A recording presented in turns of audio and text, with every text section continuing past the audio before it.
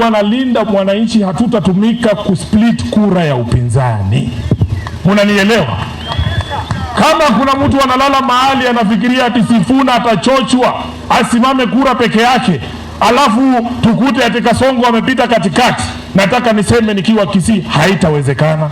Huyo Matiang'i tutamtafuta, tukae chini, tumuambie sisi tunaona hii ndio timu ambayo inaweza kudeliver hii victory. Yeye atuambie maoni yake ni gani. Tunakubaliana hapo? Tunakubaliana hapo.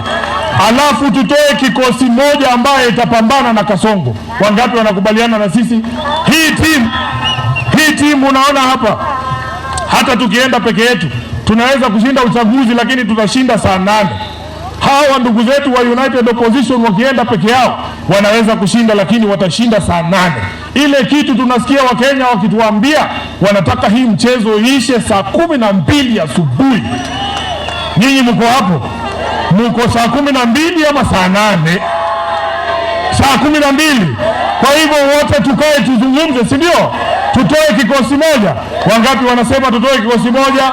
Huku wacha nione kwa mkono. Asanteni sana kwa hiyo support yenu, na sisi tunawahakikishia kwamba hatutawaangusha.